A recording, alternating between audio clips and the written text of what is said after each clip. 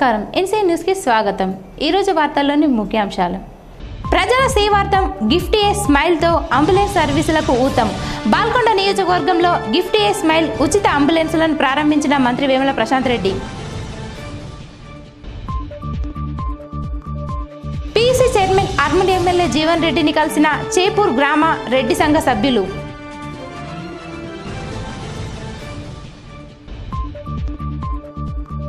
Social మీడియాలో మాజీ MP Kalvakuntla Kavitha సరికొత్త రికార్డు, ట్విట్టర్లో 1 మిలియన్ ఫాలోవర్స్।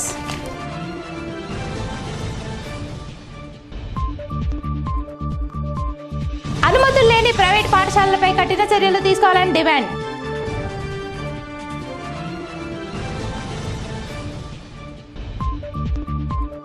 ఆర్థిక ఇబ్బందుల్లో ప్రైవేటు లెక్చరర్స్ జీతభత్యాలు లేని తమను ప్రభుత్వం ఆదుకోవాలని నిరసన।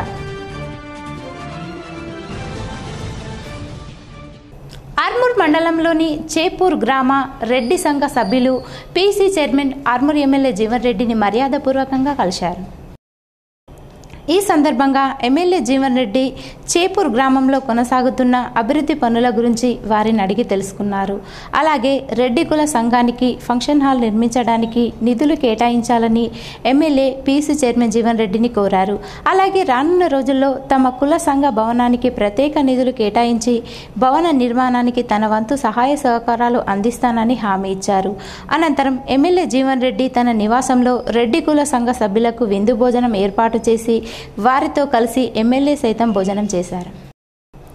జిల్లా పరిషత్ సర్వసభ్య సమావేశానికి రాష్ట్ర రోడ్లు భవనాలు శాసనసభ వ్యవహారాల గృహ నిర్మాణ శాఖ మంత్రి వేముల ప్రశాంత్ రెడ్డి హాజరయ్యారు। నిజామాబాద్ జెడ్పీ సర్వసభ్య సమావేశంలో మంత్రి వేముల ప్రశాంత్ రెడ్డి మాట్లాడారు।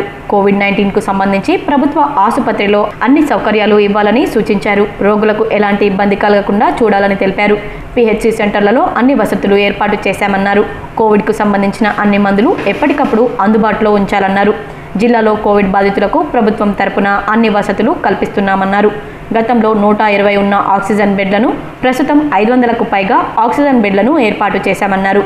బాగా సివియర్గా ఉంటే కోవిడ్ రోగులకు 35,000 విలువైన ఇంజెక్షన్లను సైతం అందుబాటులో ఉంచామని తెలిపారు।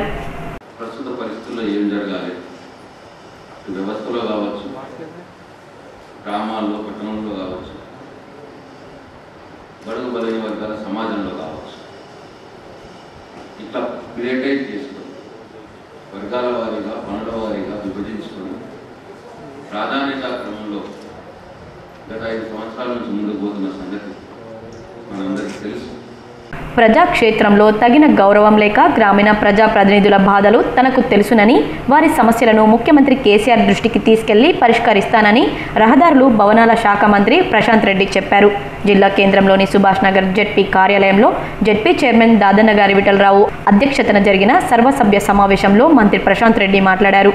సీఎం కేసీఆర్ రాష్ట్రంలో ఆకలి బాధ ఉండొద్దని, రైతులకు ఇబ్బందులు ఉండొద్దని ఎన్నో సంక్షేమ కార్యక్రమాలు ప్రవేశపెట్టారని మంత్రి తెలిపారు। పల్లె ప్రగతి, పట్టణ ప్రగతిలో పార్టీలకు అతీతంగా ప్రజాప్రతినిధులు అధికారులు పాల్గొని సత్ఫలితాలు సాధిస్తున్నామన్నారు। రాష్ట్రంలో 5 ఏళ్ల క్రితం 24% మేర ఉన్న పచ్చదనాన్ని నేడు 30 నుంచి 33% వరకు పెంచామని, ఇది కేసీఆర్ దూరదృష్టితో తీసుకున్న నిర్ణయమని మంత్రి చెప్పారు। మరో 4% మేరకు మన రాష్ట్రంలో పచ్చదనాన్ని పెంచుకుంటే భవిష్యత్తులో వర్షాలకు డోకా ఉండదని మంత్రి ప్రశాంత్ రెడ్డి స్పష్టం చేశారు। ఇంకా ఈ కార్యక్రమంలో collector Narayana Reddy, ZP vice chairperson Rajitha, ఎమ్మెల్సీలు విజయ్ గౌడ్, రాజేశ్వర్, ఆకుల సుజాత, జెడ్పీటీసీ, ఎంపీపీలు తదితరులు పాల్గొన్నారు।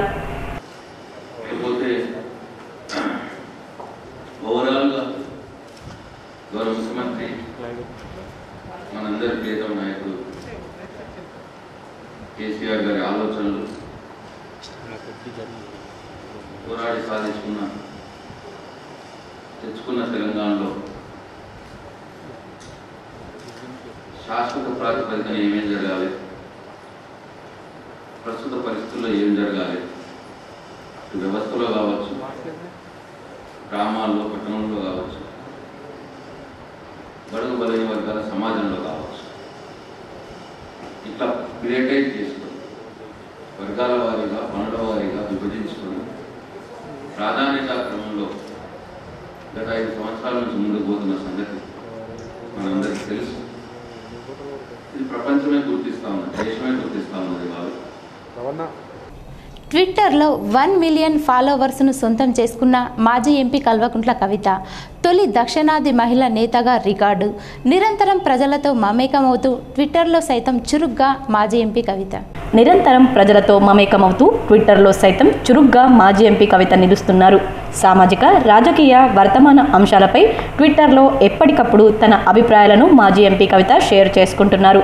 లాక్డౌన్ సమయంలో ట్విట్టర్ మాధ్యమాన్ని మానవత్వానికి వేదికగా కల్వకుంట్ల కవిత మార్చుకున్నారు. కల్వకుంట్ల కవిత తెలంగాణ జాగృతి ద్వారా ప్రజాక్షేత్రంలోకి అడుగిడి బతుకమ్మను విశ్వవ్యాప్తం చేసిన మహిళా నాయకురాలుగా, తెలంగాణ ఉద్యమంలో మహిళా గొంతును ఎలుగెత్తి చాటిన నేతగా, ప్రత్యక్ష ఎన్నికల్లో గెలిచి తక్కువ సమయంలోనే ఉత్తమ పార్లమెంటేరియన్గా నిలిచిన ప్రజాప్రతినిధిగా సర్వత్రా సుపరిచితురాలు. రాజకీయ, సామాజిక వ్యవహార శైలి పరంగా తనకంటూ ప్రత్యేక ముద్ర వేసిన మాజీ ఎంపీ కల్వకుంట్ల కవిత తాజాగా ట్విట్టర్లోనూ సరికొత్త ట్రెండ్ సృష్టించారు. ట్విట్టర్లో 1 మిలియన్ ఫాలోవర్స్ పొందిన దక్షిణ భారతదేశాన తొలి మహిళా రాజకీయ నాయకురాలుగా మాజీ ఎంపీ కల్వకుంట్ల కవిత నిలిచారు. తెలంగాణ జాగృతి వ్యవస్థాపక అధ్యక్షురాలు మాజీ ఎంపీ కల్వకుంట్ల కవిత ట్విట్టర్లో 1 మిలియన్ ఫాలోవర్ల మైలురాయిని చేరుకున్నారు. దక్షిణ భారతదేశంలో 1 మిలియన్ ఫాలోవర్స్ ఉన్న తొలి మహిళా నేత కల్వకుంట్ల కవిత కాగా, ఒక ప్రాంతీయ పార్టీ నాయకురాలు ఇంత పెద్ద ఎత్తున ఫాలోవర్లను పొందడం విశేషంగా చెప్పుకోవచ్చు. ఒక్క తెలంగాణ రాష్ట్రం నుండే కాకుండా ఇతర రాష్ట్రాలు, విదేశాల నుండి సైతం మాజీ ఎంపీ కవితకు ట్విట్టర్లో ఫాలోవర్లు ఉన్నారు.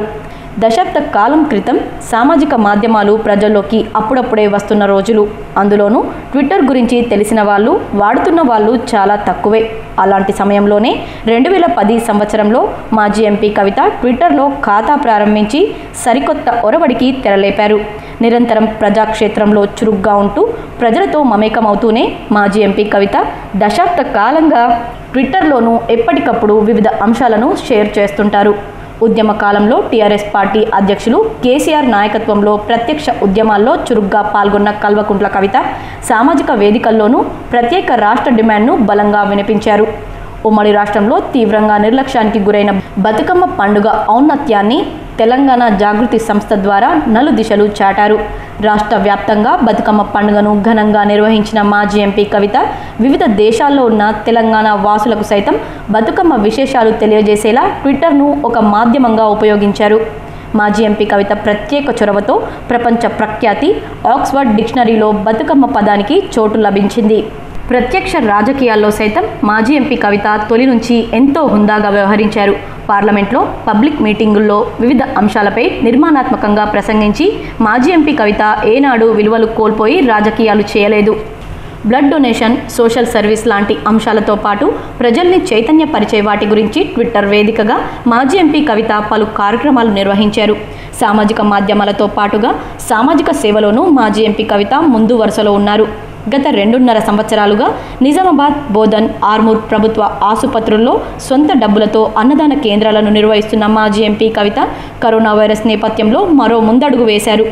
కరోనా నేపథ్యంలో ప్రపంచవ్యాప్తంగా అన్ని ప్రాంతాల్లో లాక్డౌన్ విధించడంతో రాకపోకలు పూర్తిగా స్తంభించాయి. ఇలాంటి సమయంలోనే ట్విట్టర్ మాధ్యమాన్ని మానవత్వానికి వేదికగా మార్చారు మాజీ ఎంపీ కవిత. లాక్డౌన్ కారణంగా నేరుగా కలిసి సమస్యలు చెప్పుకోలేని వారికి, కరోనా కారణంగా ఇబ్బందులు ఎదుర్కొంటున్న వేలాది మందికి కల్వకుంట్ల కవిత ట్విట్టర్ ద్వారా ఆపన్న హస్తం అందించారు. ఒక ప్రాంతీయ పార్టీకి చెందిన మహిళా నాయకురాలుగా పరిమితులను అధిగమించిన మాజీ ఎంపీ కల్వకుంట్ల కవిత ట్విట్టర్లో 1 మిలియన్ ఫాలోవర్లను సాధించి మరోసారి తన ప్రత్యేకతను చాటుకున్నారు.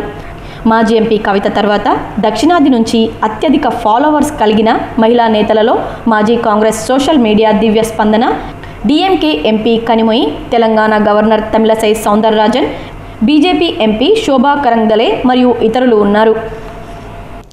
ఆపత్కాలంలో ఆదుకోవడానికి ప్రతి నియోజకవర్గంలో గిఫ్ట్ ఏ స్మైల్లో భాగంగా అంబులెన్స్ వాహనాలను అందుబాటులోకి తీసుకురావడం జరిగిందని, ఐటీ మంత్రి కేటీఆర్ ఆదేశాల మేరకు 21 లక్షల వ్యయంతో అన్ని హంగులతో అంబులెన్స్ వాహనం ప్రజలకు సేవలు అందించిందని రాష్ట్ర రోడ్డు రవాణా శాఖ మంత్రి వేముల ప్రశాంత్ రెడ్డి అన్నారు. బాల్కొండ నియోజకవర్గంలోని వేల్పూర్ మండల కేంద్రంలోని మంత్రి నివాసం వద్ద ప్రత్యేక పూజల అనంతరం గిఫ్ట్ ఏ స్మైల్ అంబులెన్స్ వాహనాన్ని మంత్రి వేముల ప్రశాంత్ రెడ్డి పచ్చ జెండా ఊపి ప్రారంభించారు. ఈ సందర్భంగా ఆయన మాట్లాడుతూ గతంలో ఉన్నటువంటి 108 వాహనానికి ఈ యొక్క గిఫ్ట్ ఏ స్మైల్ వాహనాన్ని అనుసంధానం చేస్తూ బాల్కొండ నియోజకవర్గ ప్రజలకు ఎల్లవేళలా సేవలందించడానికి అందుబాటులోకి తీసుకురావడం జరిగిందని అన్నారు. 21 లక్షల వ్యయంతో నూతన హంగులతో పూర్తి సౌకర్యాలతో అంబులెన్స్ వాహనాన్ని తయారు చేయించడం జరిగిందని అన్నారు. అలాగే ప్రజల సేవార్థం గతంలో సైతం స్వర్గరథాన్ని అందుబాటులోకి ఉంచామని, ప్రజలకు ఎలాంటి ఖర్చు లేకుండా ఈ యొక్క వాహనాలను సద్వినియోగపరచుకోవాలని అన్నారు. అలాగే వేల్పూర్లోని ప్రాథమిక ఆరోగ్య కేంద్రంలో సైతం కూల్ ఫీచర్ను అందుబాటులోకి ఉంచామని, ఎలాంటి చెల్లింపులు లేకుండానే వాటిని ఉపయోగించుకోవచ్చని తెలిపారు. ఈ కార్యక్రమంలో DM and HO Ramesh, RDO Srinivasulu, ACP Raghu, Balkonda నియోజకవర్గంలో ఆయా మండలాల ఎంపీటీసీలు, జెడ్పీటీసీలు, సర్పంచ్లు, టీఆర్ఎస్ నాయకులు తదితరులు పాల్గొన్నారు.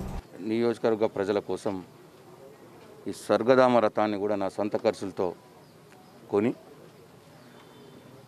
ఫ్రీగా పంపించడం జరుగుతూ ఉన్నది. డీజిల్ కూడా నేనే పోసి మొత్తం రూపాయి అనాపైస ఖర్చు లేకుండా ఎవరైనా సరే దీన్ని ఉపయోగించే వీలుగా గత 5 సంవత్సరాల నుంచి నియోజక ప్రజల అందుబాటులో ఉంచినాం. ఆ సేవలు కూడా ఇంకా ముందు కూడా కొనసాగిస్తాం. దీంతో పాటు ఒక 4 ఫ్రీజర్లు కూడా వేల్పూర్ పిఎస్సిలో, బాల్కొండ పిఎస్సిలో, మోర్తాడ్ పిఎస్సిలో, భీమ్గల్ పిఎస్సిలో 4 ఫ్రీజర్లు కూడా నేను నా సొంత ఖర్చులతో కొని ఉంచడం జరిగింది. స్వర్గధామ రథము అట్లాగే 4 ఫ్రీజర్లు. ఆ ఫ్రీజర్ కూడా రూపాయి తీసుకోరు, డబ్బులు తీసుకోరు, ఫ్రీగా ఇవ్వబడుతుంది. ఎస్ఆర్ఎస్పీకి పై భాగం నుంచి వరద నీరు కొనసాగుతుండటంతో 13 గేట్లను ఎత్తివేసి దిగువకు నీరు వదులుతున్నారు శ్రీరామ్ సాగర్ ప్రాజెక్టు అధికారులు.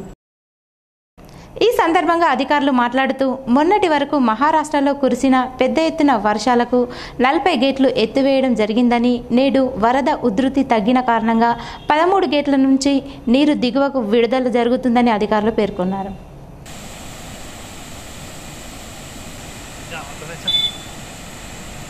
రైతుల సమస్యలపై రైతు ఐక్య కార్యాచరణ కమిటీ ఆధ్వర్యంలో ఈ నెల 25వ తేదీన నిర్వహించే దేశవ్యాప్త నిరసన కార్యక్రమాన్ని విజయవంతం చేయాలని రైతు ఐక్య కార్యాచరణ కమిటీ సభ్యులు ప్రభాకర్, దేవరాం, లింగారెడ్డిలు పిలుపునిచ్చారు.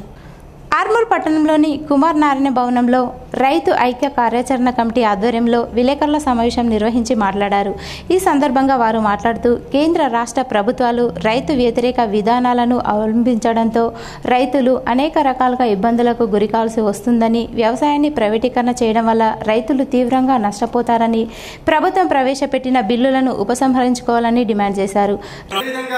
రాష్ట్ర కేంద్ర ప్రభుత్వాలు వెంటనే స్పందించి మరి రైతుల వద్ద నుంచి మరి మక్కలు ఎఫ్సిఐ ద్వారా కానీ మహిళా సంఘాల ద్వారా కానీ తప్పకుండా కొనుగోలు చేయాలా. మరి ఇది రైతులకు నష్టం చేస్తున్నటువంటి విధానము.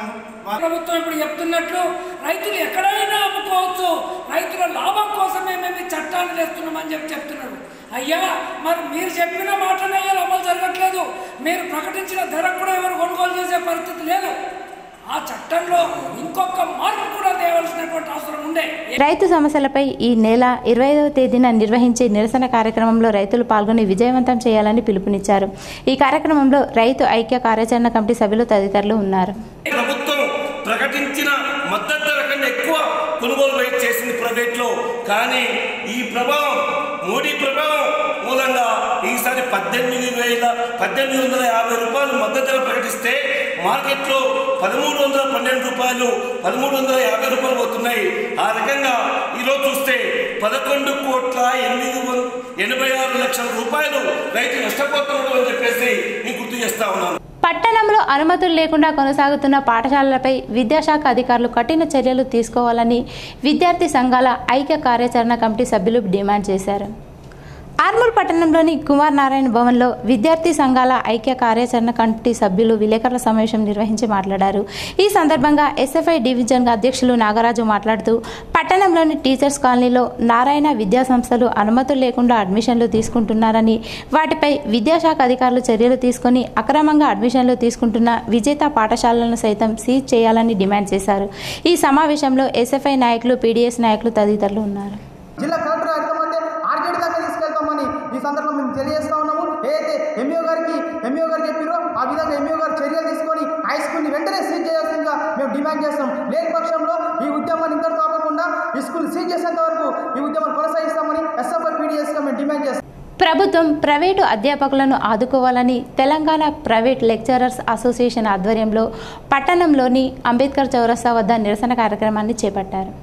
ఈ సందర్భంగా టీజీపీఎల్ఏ వర్కింగ్ ప్రెసిడెంట్ నాగేశ్వరరావు మాట్లాడుతూ కరోనా కారణంగా గత 5 నెలలుగా ప్రైవేట్ కళాశాలలో పనిచేస్తున్న ఉపాధ్యాయులు అనేక ఇబ్బందులకు గురవుతున్నారని, రాష్ట్ర ప్రభుత్వం అనేక మందికి సహాయ సహకారాలు అందించింది, కానీ సమాజ నిర్మాణానికి ఎంతో అవసరమైన ఉపాధ్యాయులను విస్మరించడం బాధాకరమని అన్నారు. ఇప్పటికైనా ప్రభుత్వం స్పందించి తెలంగాణ ప్రైవేట్ ఉపాధ్యాయులను అన్ని రకాలుగా ఆదుకోవాలని డిమాండ్ చేశారు. ఈ కార్యక్రమంలో టీజీపీఎల్ఏ సభ్యులు నరేష్, సాయినాథ్, అశోక్ కుమార్, రంగనాథస్వామి, విశ్వేశ్వరరావు, డేవిడ్ తదితరులు ఉన్నారు. ఇటీవల అనారోగ్యంతో అకాల మరణం చెందిన టీఆర్ఎస్ నాయకుడు కృష్ణగౌడ్ కుటుంబాన్ని మంత్రి వేముల ప్రశాంత్ రెడ్డి పరామర్శించారు. ఈ సందర్భంగా కుటుంబీకులతో మాట్లాడిన ఆయన కుటుంబానికి అండగా ఉంటానని చెప్పారు. పార్టీ నుంచి అన్ని విధాలా ఆదుకుంటామని భరోసా కల్పించారు. ఈ కార్యక్రమంలో వేల్పూర్ మండల సర్పంచులు, ఎంపీటీసీలు, టీఆర్ఎస్ నాయకులు తదితరులు పాల్గొన్నారు.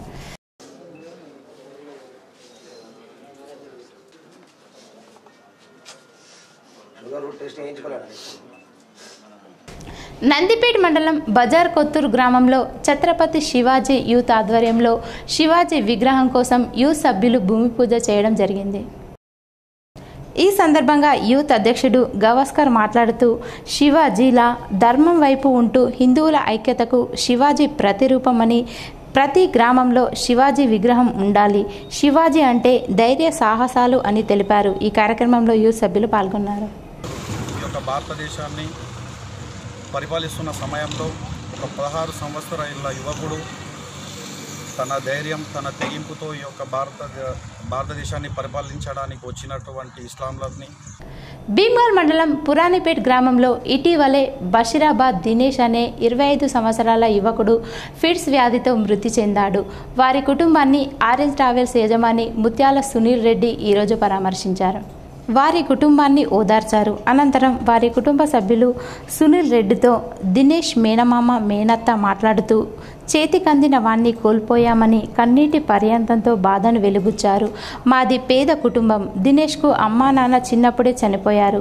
బతుకుదేరు కొరకు గల్ఫ్ దేశం వెళ్లి ఇటీవలే తిరిగి వచ్చాడు. తనకు ఫిట్స్ ప్రతిసారి రావడంతో మెడిసిన్ నిత్యం వాడుతున్నాడు. ఆ రోజు కూడా పొద్దున కూలి పనికి వెళ్లి మధ్యాహ్నం భోజనానికి ఇంటికి తిరిగి రాగా కాసేపు విశ్రాంతి తీసుకుంటానని పడుకోగా నిద్రలోనే ఫిట్స్ రావడంతో మృతి చెందినట్లు వారి కుటుంబ సభ్యులు తెలిపారు. ఈ కార్యక్రమంలో భీమ్గల్ మండల ఇన్ఛార్జ్ ఐడి సురేష్, అనంతరావు, పల్లె శంకర్, రతన్, రంజిత్, నావిద్ తదితరులు పాల్గొన్నారు.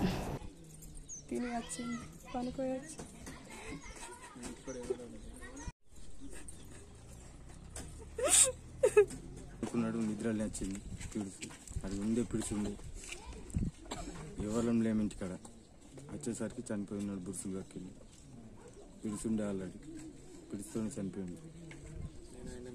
మోర్తాడ్ మండల భారతీయ జనతా పార్టీ మండల అధ్యక్షులు పుప్పాల నరేష్ అధ్యక్షతన సమావేశం ఏర్పాటు చేయడం జరిగింది. ఈ కార్యక్రమంలో ముఖ్య అతిథిగా అసెంబ్లీ ఇన్ఛార్జ్ రుయ్యాడి రాజేశ్వర్ మరియు జిల్లా ఉపాధ్యక్షులు నిమ్మల శ్రీనివాసరెడ్డి, జిల్లా కార్యదర్శి నాగులపల్లి రాజేశ్వర్ హాజరయ్యారు.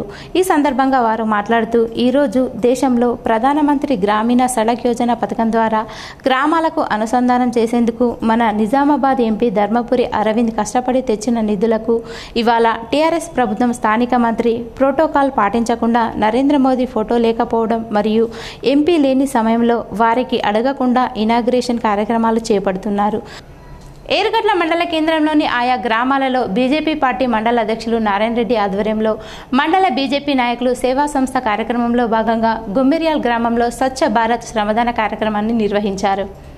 ప్రధాని నరేంద్ర మోడీ జన్మ దినోత్సవ వేడుకలను పురస్కరించుకొని 3 రోజుల పాటు పలు కార్యక్రమాలు నిర్వహిస్తామని మండల బీజేపీ పార్టీ అధ్యక్షులు ఏలేటి నారాయణ రెడ్డి తెలిపారు. ఈ కార్యక్రమంలో సర్పంచ్ సోమరాజరెడ్డి, ఎంపీటీసీ శంకర్, బీజేపీ మండల నాయకులు బందం సురేష్ రెడ్డి, గంగా నరసయ్య, సోమ, జీవన్, నరేష్, రాజు, ప్రవీణ్, ఎస్ఎం రాజు తదితరులు పాల్గొన్నారు.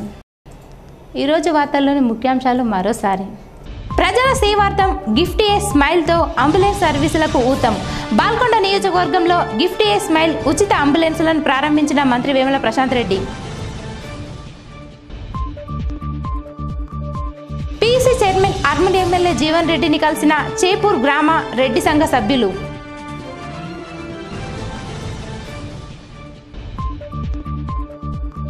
సోషల్ మీడియాలో మాజీ ఎంపీ కల్వకుంట్ల కవిత సరికొత్త రికార్డు. ట్విట్టర్లో 1 మిలియన్ ఫాలోవర్స్.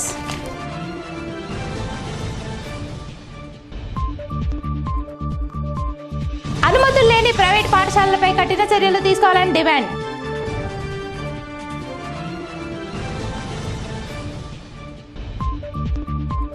ఆర్థిక ఇబ్బందుల్లో ప్రైవేటు లెక్చరర్స్ జీతభత్యాలు లేని తమను ప్రభుత్వం ఆదుకోవాలని నిరసన. ఇవి ఈరోజు బులెటిన్లోని విశేషాలు. తిరిగి వచ్చే బులెటిన్లో కలుసుకుందాం. అంతవరకు సెలవు. నమస్కారం.